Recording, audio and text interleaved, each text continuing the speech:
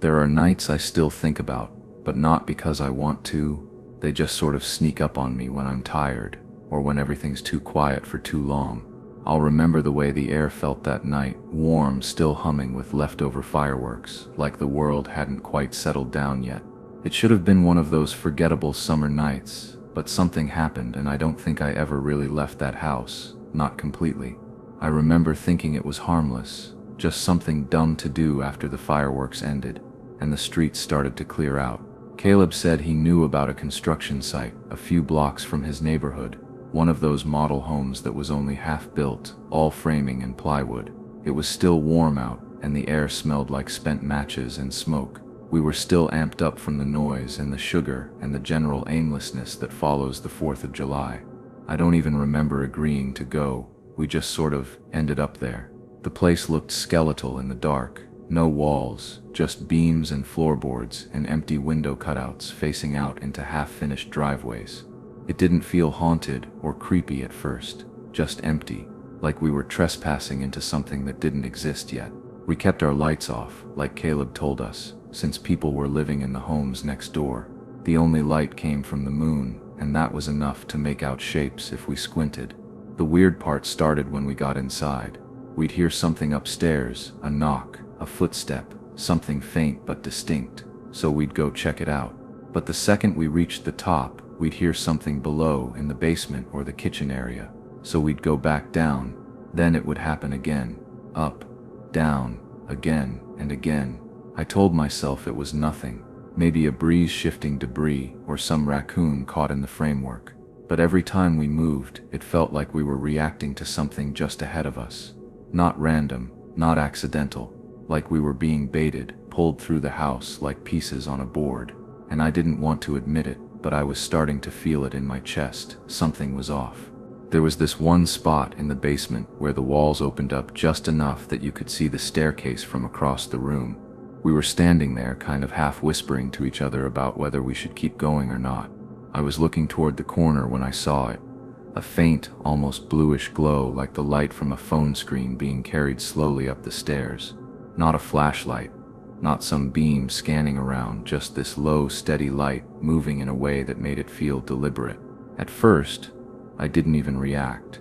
My brain just filed it under something normal, like maybe Drew had looped around or was messing with us.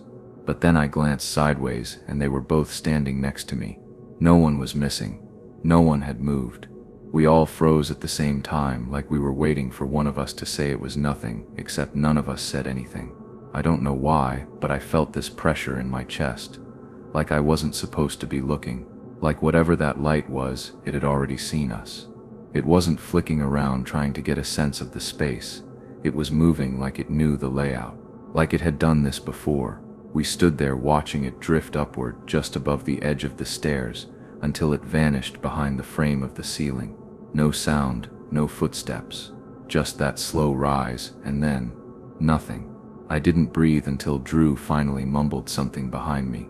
I remember wishing I hadn't seen it at all, like maybe that moment had changed something in me, like now I couldn't pretend we were just being paranoid anymore. We had gone back upstairs mostly to get away from the basement. I think we were trying to shake off the tension by acting like we weren't on edge. Caleb made some dumb comment about how the place would look nice someday, and Drew was half laughing, but it didn't feel real. The silence between our voices felt heavier than it should have. I stood near the edge of one of the open bedrooms, just trying to slow my breathing. That's when I heard it. 3 knocks. Slow, even, coming from the framed wall directly to my left. There was nothing there, no insulation, no drywall, no place for someone to be hiding, just bare beams and open air. It was too close to be echo or vibration, too clean to be accidental, and it didn't come from the side of the house or outside. It came from within. I didn't move at first. My head just kind of turned toward the sound on its own. I wanted to believe it was just a trick of the house settling or something brushing against the wood. But that rhythm, it was too intentional. It didn't feel like something falling or creaking. It felt like a message. Neither of them reacted the same way I did. Caleb shrugged it off and Drew walked away like he hadn't even heard it. But I stood there for another few seconds, staring at the empty space where that sound had come from. And all I could think was, someone knows we're here, not just passively, not by accident. They knew exactly where we were standing, and for the first time I felt like the house itself was listening, like we weren't just trespassing into a place, we were stepping into someone's pattern. We'd made our way back down to the basement, even though none of us really wanted to admit how uneasy it felt down there. The air was different. Cooler, heavier. There were unfinished shelves against one side of the concrete wall, and bundles of pipes stacked loosely near the stairwell. I remember stepping carefully around them, thinking how easy it would be to trip if someone wasn't paying attention. We were only a few feet away when it happened. This deafening crash of metal clanging down the stairs. I jumped, heart kicking into my throat. It was loud enough that it echoed through the whole house. My first thought was that one of us had bumped something, but we were too far. None of us were close enough to have caused it. The sound itself didn't scare me as much as what came after. The pipes hadn't just rolled or slipped. They had been standing vertically, leaned in a way that almost looked careful, almost placed, and the way they came down, it felt too timed, like someone was waiting for us to get close before letting them go, like it was meant to stop us in our tracks. I looked at Drew, who had frozen mid-step, and Caleb, who just kept saying "what the hell" under his breath. But none of us moved right away. We just stood there staring at the scattered pipes. The more I stared, the more it started to feel like this whole house had been waiting for us. Not in a supernatural way, just in a human way. That's what unsettled me most. Not the sound, not the crash, but the quiet after, like someone was listening to our reaction. Like the game had just officially started, and we were already a few moves behind. Caleb had realized halfway through our freakout that he didn't have his keys on him. He thought he must have dropped them somewhere inside, so he went back in, swearing he'd be quick. Drew and I stayed back, lingering near the curb, half hidden behind one of those young trees the neighborhood had just planted. We weren't talking much.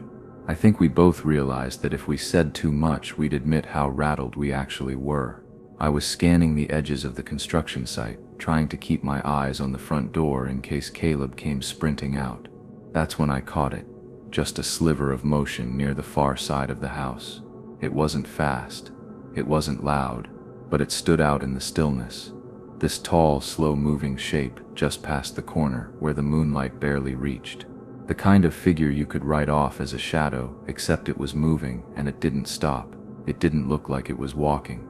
Not the way people walk, anyway. It was more like it slid through the edge of my vision, like it was hovering along the siding, staying just out of full view. I didn't tell Drew, I didn't move. I just stood there convincing myself it was nothing, that I didn't see what I saw. But something about the way it moved, it didn't feel random.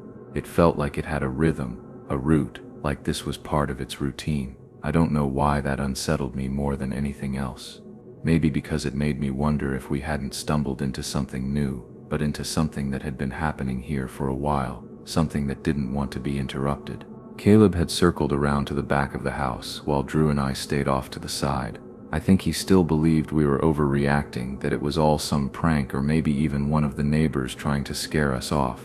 I remember watching him walk off with that casual, half-joking swagger he always had when he thought he was being tough. But then he stopped. Not slowly, like mid-step, just froze. I didn't hear anything. No snap of twigs, no footsteps, no voice. Just Caleb going completely still, like something had short-circuited his whole body.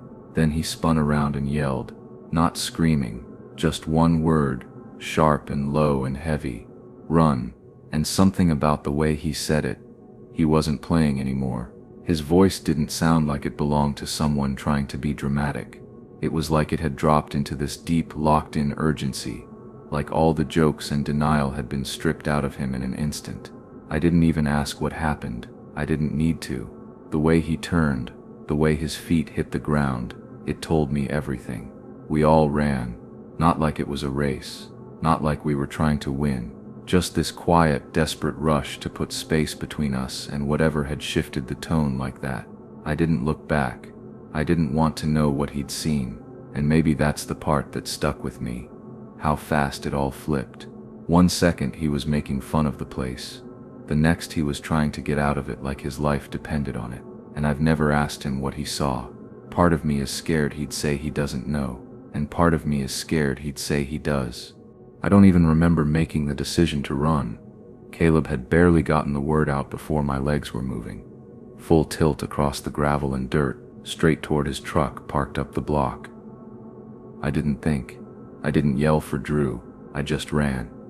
My brain was stuck on one thing: get out. My heart was punching through my chest, but everything around me felt dead quiet, like the air itself had dropped away. I assumed Drew was behind me, but when I reached the truck and looked around, he was already gone. His car had taken off down the road without a sound, like he hadn't even waited. Caleb came out seconds later, cutting around the side of a giant construction dumpster, pale and shaky. He kept glancing behind it, like something might come back around. We didn't talk right away. I got in, and he started the engine without saying a word. It wasn't until we were a few streets away that he told me he saw someone. Said they came out from behind the house, walking fast, not running, just closing the distance like they knew I'd freeze if I turned around. Tall, too tall, he said, like they didn't fit quite right in the space around them. Drew called later that night, said he saw 3 figures chasing after him in his rearview mirror. I wanted to believe they were just people, some weird neighbors or bored teenagers, but no one ever showed up. No one followed us, and I never saw any of them. Not once. That's what keeps me up sometimes. Not what I saw, what I didn't. The empty space where something should have been. The feeling that someone was right there, and I never turned around. Some things don't leave you, even when you try to push them out. This wasn't the worst night of my life. Not technically, but I think about it more than I probably should. Little flashes I didn't understand back then that feel different now. I keep wondering if there was a moment where I could have changed something, or if it was already too late. It's strange, the way silence can stick with you louder than anything else. At first, it just felt dumb. A leftover firecracker going off in the backyard after everyone had already left, like someone hanging around too long trying to get one last laugh.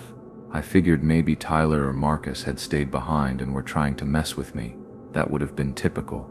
But something about where the firecrackers were placed, right by the pool, in this perfect little line, it didn't sit right.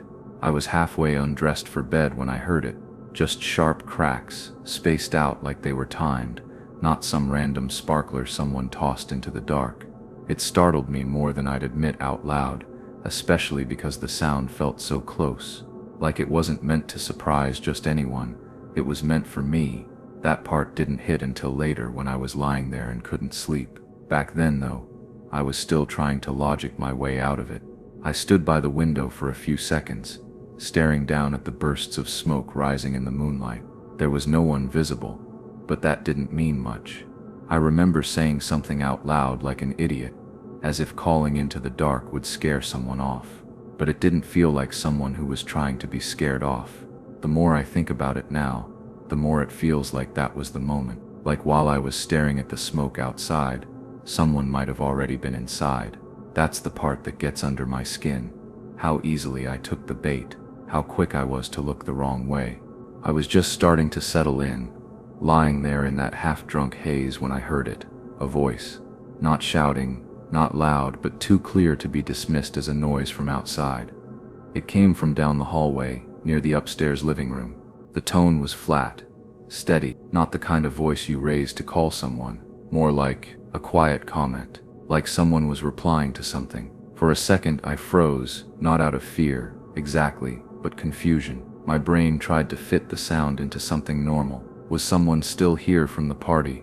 Maybe someone passed out on the couch and just woke up. I didn't know who it could have been, and that uncertainty sank into my gut faster than any fear. I was certain I'd checked everything. The doors, the rooms, the yard. I should have been alone, and I think that's what made it worse, the not knowing. I didn't move right away, just sat up in bed, heart starting to climb, listening like I'd never listened before. But there was nothing else for a long beat, just the whir of the ceiling fan and my own breathing. I kept telling myself it could have come from the street. The window was cracked, maybe it carried in, but it didn't sound far away. It sounded like it was here. What keeps coming back to me now is how casual the voice sounded. Not startled, not hurried, just present, like whoever it was had been there for a while, and I had no idea. I was still sitting there trying to convince myself I hadn't heard anything real when I caught another sound. Just a soft bounce, light, hollow, like a ping-pong ball hitting the wood floor once, maybe twice, then rolling to a stop.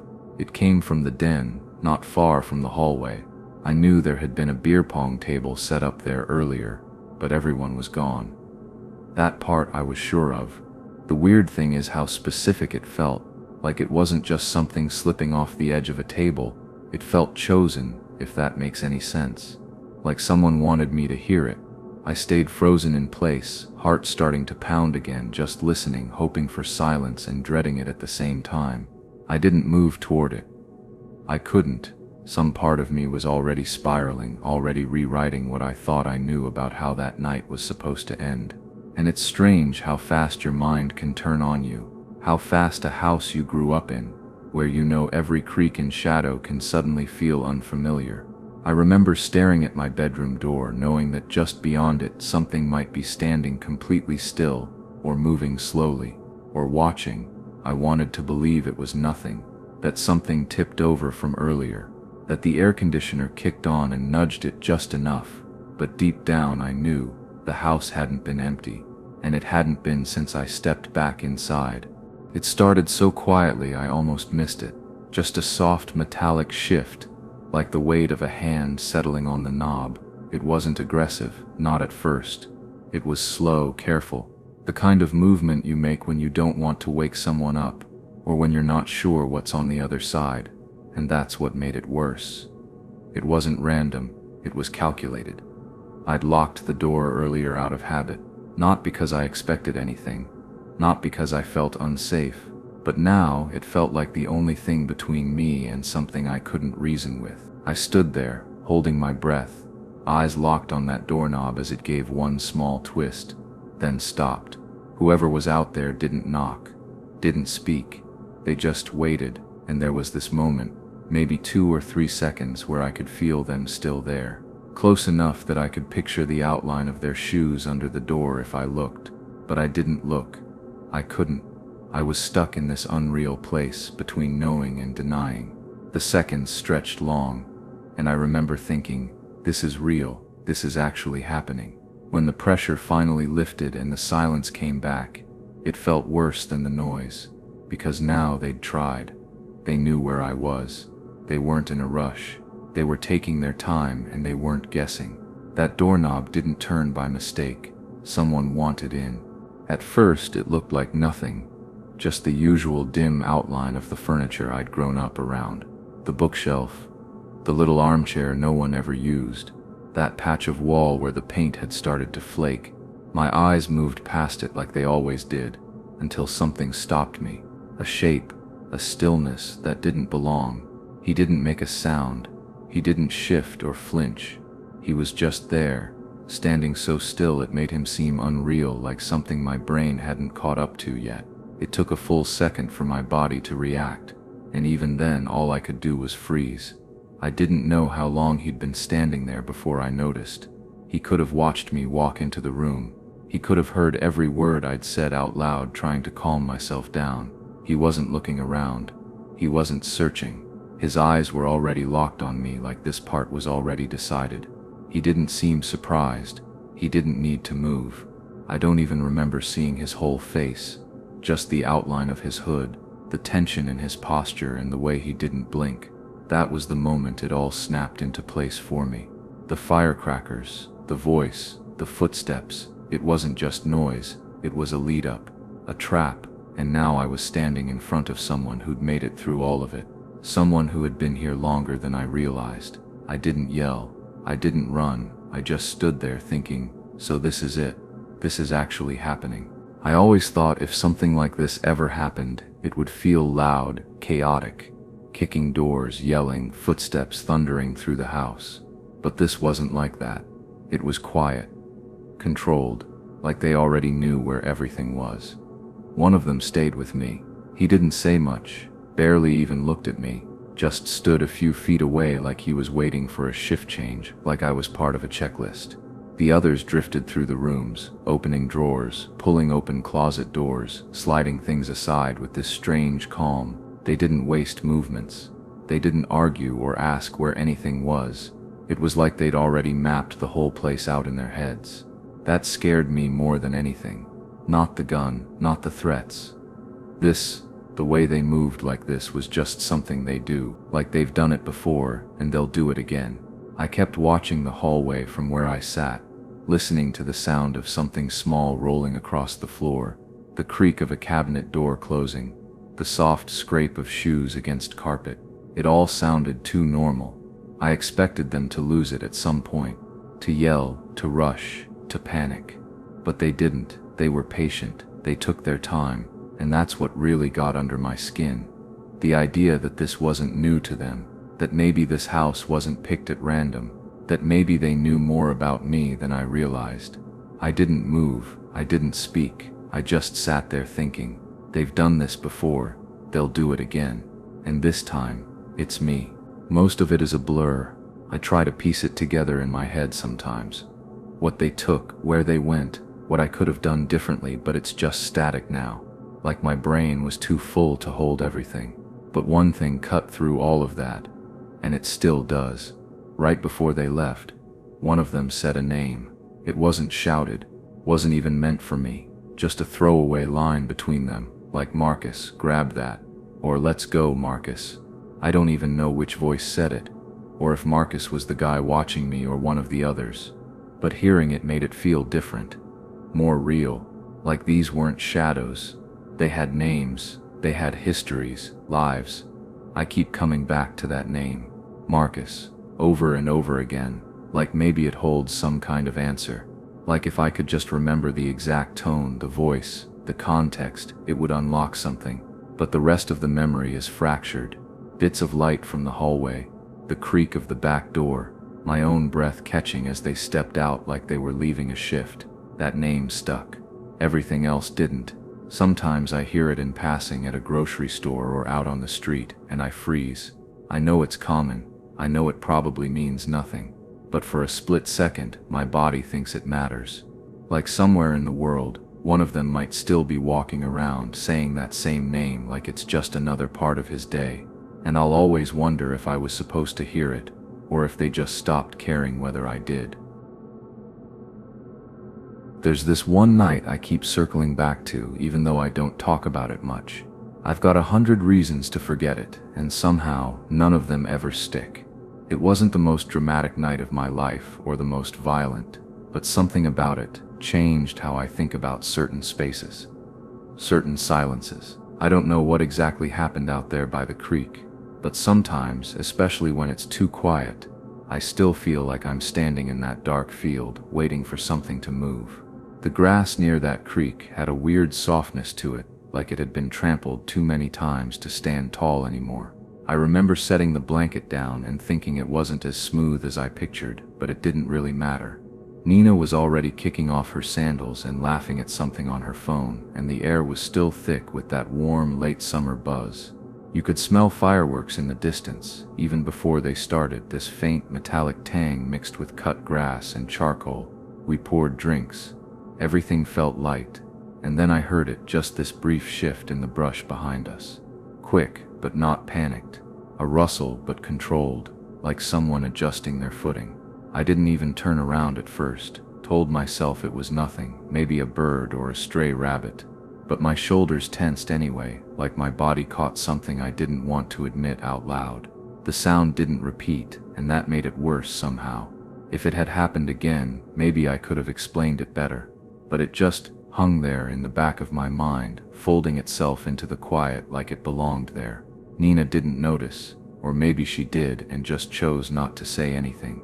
I tried to shake it off, and I did, mostly. We passed the bottle back and forth and settled in to wait for the show to start. But every few minutes my eyes would drift back toward that same patch of trees. And I don't know, maybe it was just nerves or the silence playing tricks, but I kept thinking about the way it sounded. Not wild, not accidental, like something or someone was pacing themselves. When the fireworks finally started, I remember feeling this quiet kind of relief.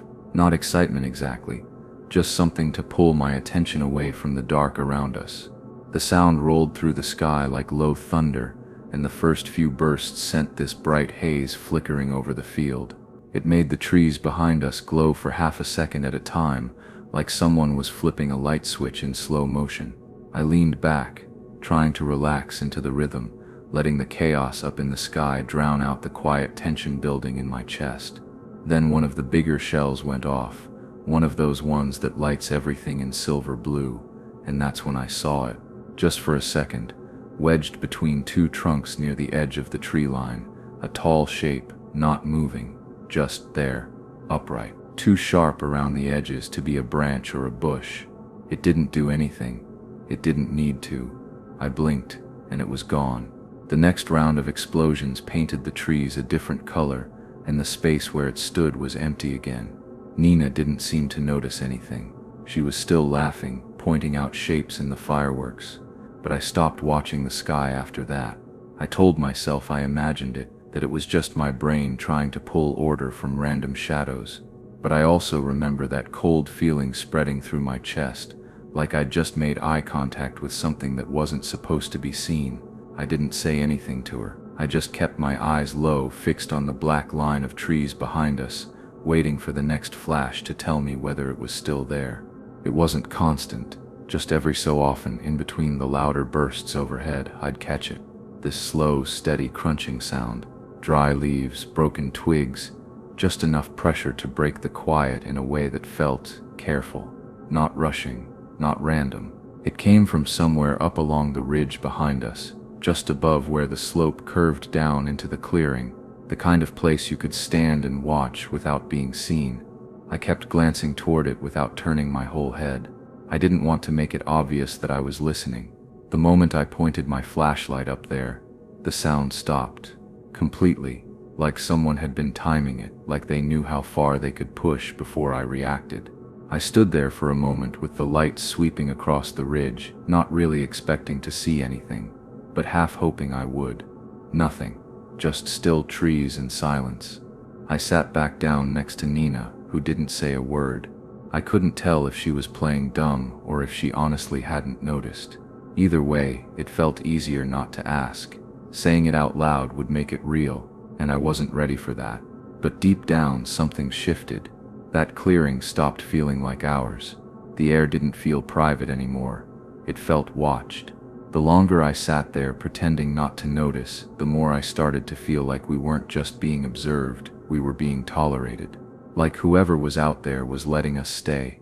For now. It became a kind of loop after a while, waiting for the next firework to explode so I could scan that exact spot again, the place where I thought I'd seen something before.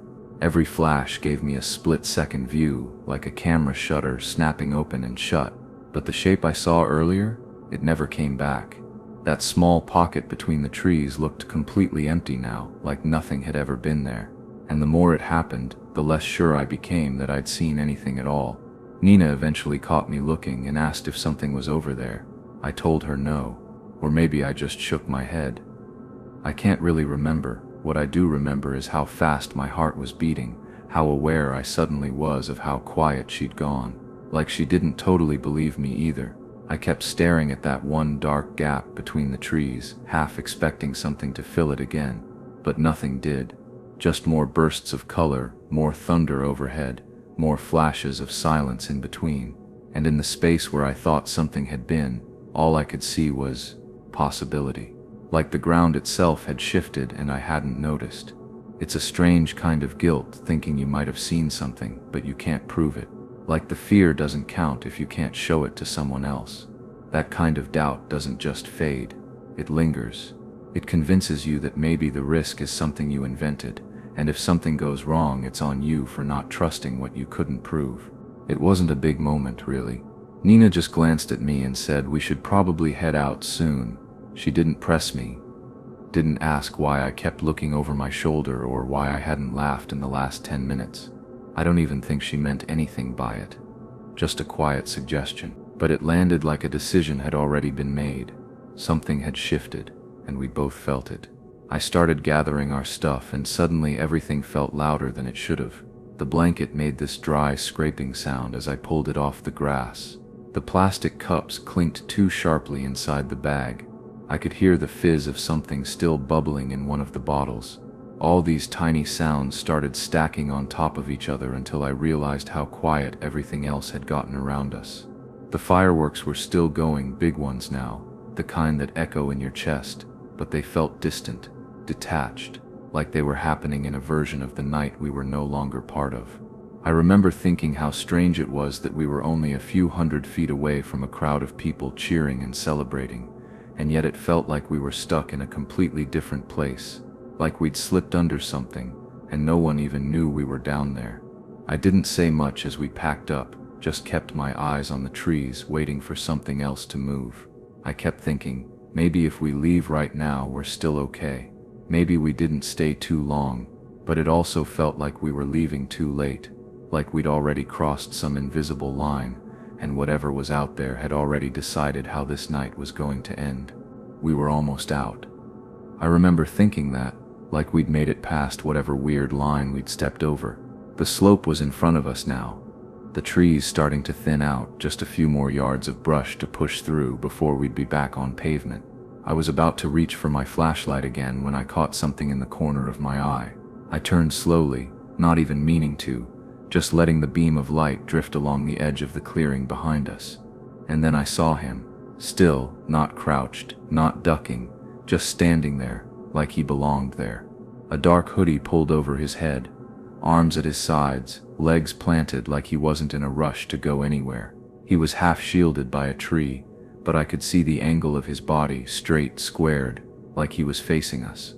Waiting, I couldn't make out a face, and somehow that made it worse. The hood just swallowed everything beneath it. He didn't flinch when the light hit him, didn't move an inch, and the way he stood, it didn't feel like someone lost or curious or wandering through the trees. It felt settled, like he'd been there the entire time, watching from behind the static of the brush, just out of reach, just quiet enough not to be noticed until now. I didn't say anything. I didn't need to. Something in me just froze, like my body didn't want to alert him to the fact that I'd seen him, like if I stayed still long enough, he might disappear again. But he didn't. He just stood there, and in that moment, I knew for sure we hadn't imagined any of it. We'd been watched, from the very beginning. It happened all at once. 1 second he was frozen in the trees, still and silent like part of the landscape, and then the quiet cracked open. I didn't see him move. Not at first, I heard it. This sudden crashing through brush and dry leaves, like someone sprinting through it blind, like they didn't care what they hit along the way. There was no hesitation in it, no testing the waters. It was just movement, fast and direct and way too close. My body reacted before my brain had a chance to. I shoved Nina forward hard, and everything inside me just locked into this one single idea: go. We didn't scream. There wasn't even time to. I heard her breathing change beside me, sharp and ragged, and I could feel my own heart somewhere up in my throat. My flashlight bounced wildly in my hand as we pushed through the last bit of tall grass, too fast to aim it at anything. We didn't stop, not to look back, not to see if he was gaining, not to ask if this was really happening. The clearing gave way to asphalt, and the sounds of fireworks and people and the world came flooding back all at once like we'd surfaced from something deep. I don't even remember how far we ran down the street, just that we didn't stop until we saw headlights, people, the edges of normal life again. I still don't know what he wanted. He didn't call out. He didn't chase us into the street, but I keep thinking about the way he started running, how it wasn't slow or uncertain, how it felt like he'd made a decision the second he knew we'd seen him. And sometimes I wonder, if we'd waited even a few more seconds, if he would have stopped at all.